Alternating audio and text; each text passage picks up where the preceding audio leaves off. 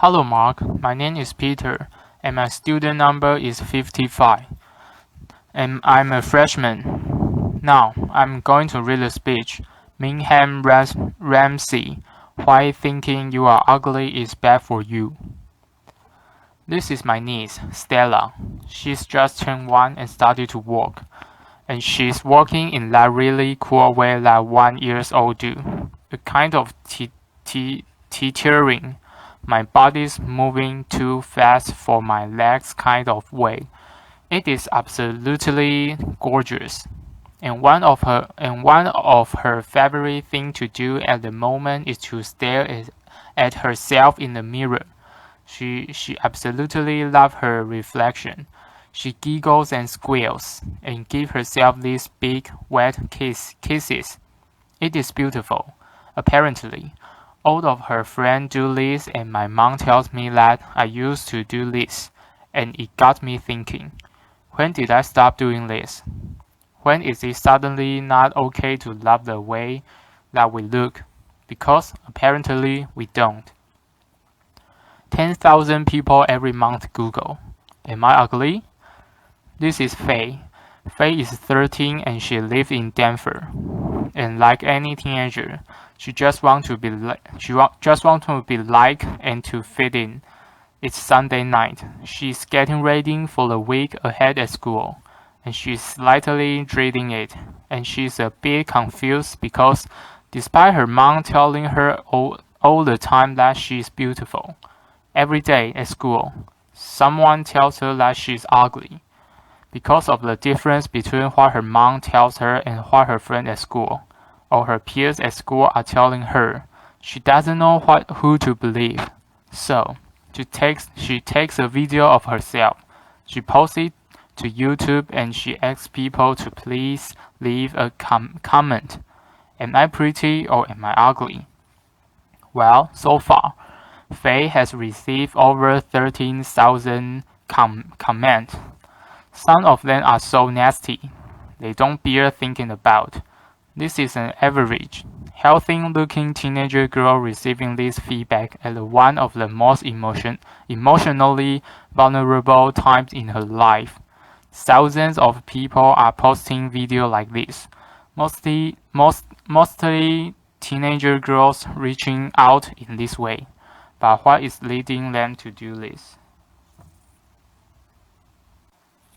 Well, today's teenagers are rarely alone. They are under pressure to be online and available at all times. Talking, messaging, linking, commenting, sharing, posting. It never ends.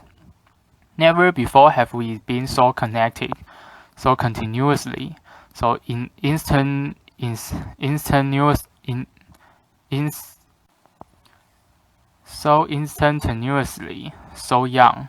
And as one mom taught me, it's like there's a party in the bedroom every night.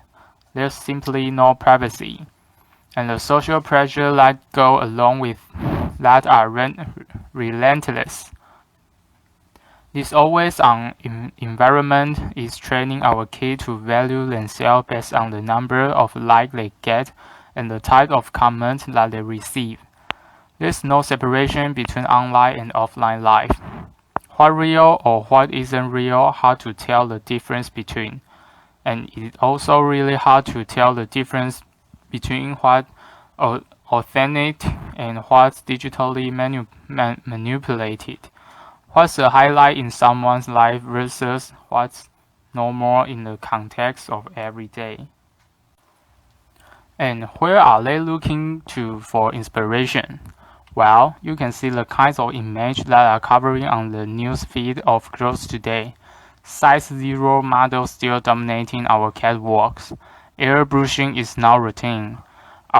And trends like Thinkspiration, Thinkscape, Bikini Bridge, and the Pronona. For those who don't know, Pronona means pro-anorexia. These trends are teamed with the stereotyping and flagrant objectifications of women in today's popular culture. It is not hard to see what girls are benchmarking themselves against, but boys are not immune to this either. Aspiring to the cheese-laden gel lines and ripped six-pack of superhero-like sports stars and Playboy music artists. But what's the problem with all of this? Well, surely we want our kids to grow up as healthy, well-balanced individuals. But in the image obsessed culture, we are training our kids to spend more time and mental effort on their appearance at the expense of all of the other aspects of the identities. So, think like their relationship, the development of their physical abilities, and their study and so on begin to suffer. 6 out of 10 girls are now choosing not to do something because they don't think they look good enough. These are not trivial activities. These are fundamental activities to their development as human and as contributors to society and to the workforce. 31%, nearly 1 in 3 teenagers, are withdrawing from the classroom debate.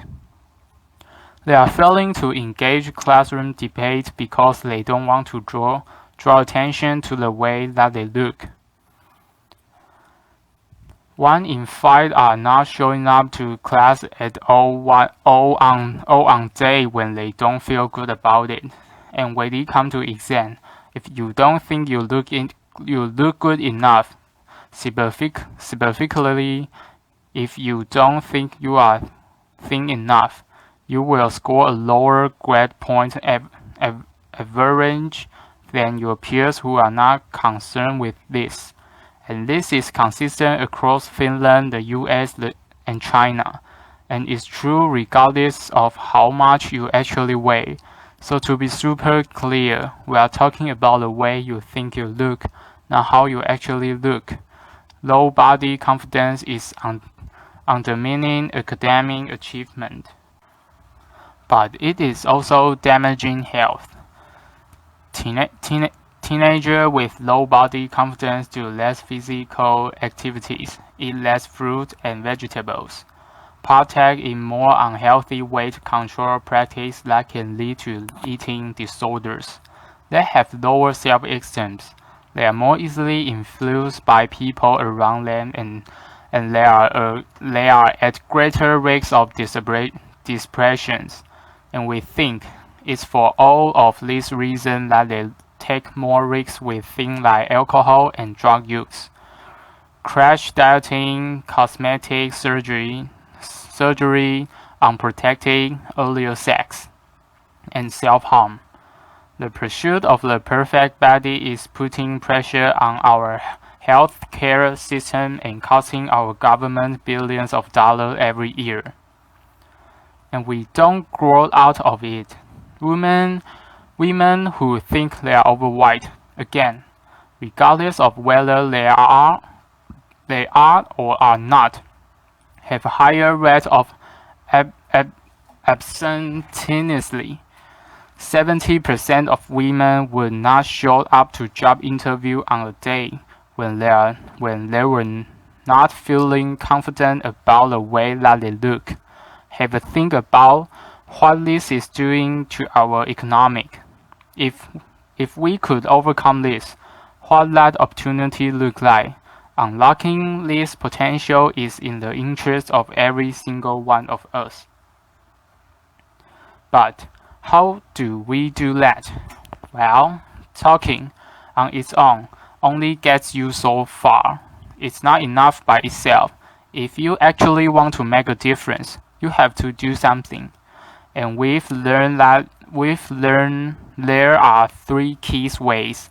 The first is we have to educate for body confidence, and we have to help our teenagers develop strategies to overcome image-related pressure and build their self-esteem.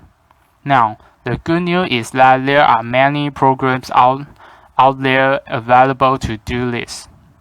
The bad news is that most of them don't work.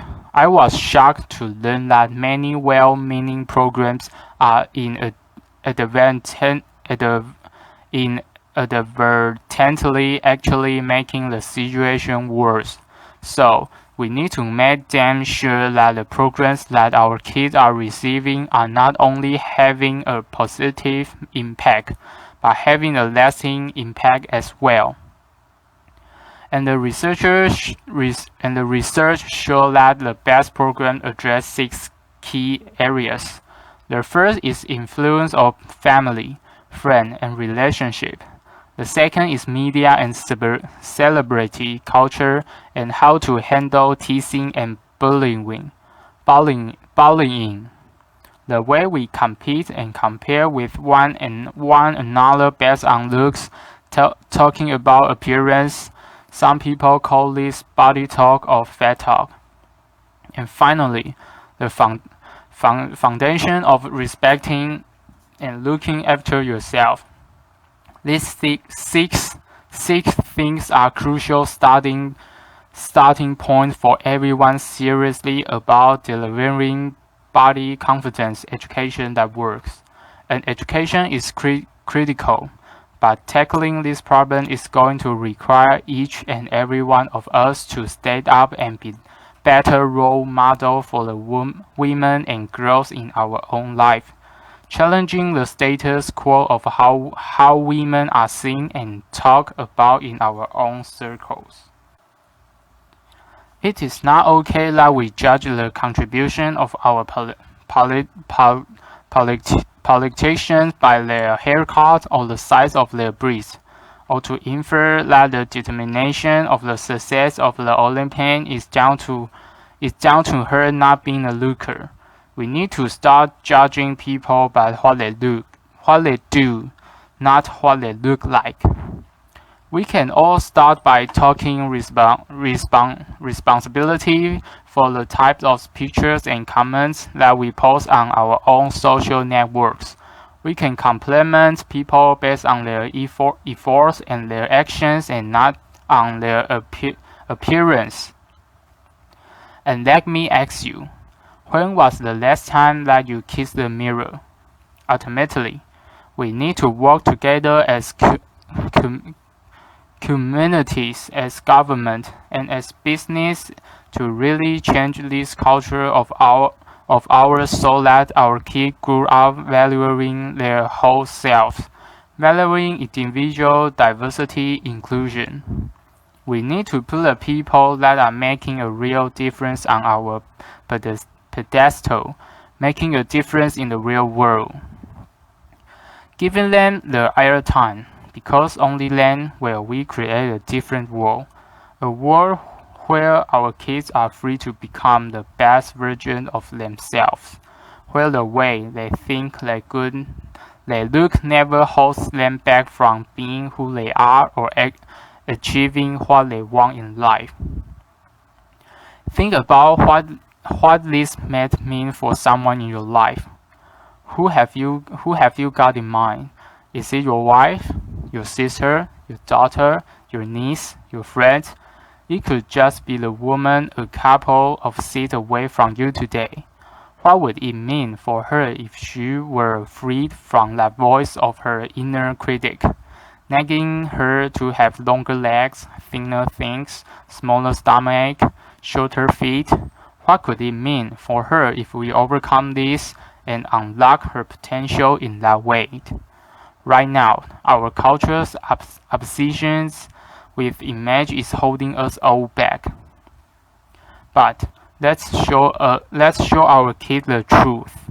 Let's show them that the way you look is just one part of your identity, and that the truth is we love them for who they are and what they do and how they make us feel. Let's build the self-esteem into our school curriculum. Let's each and every one of us change the way we talk and compare ourselves to other people's. And let's work together as a community,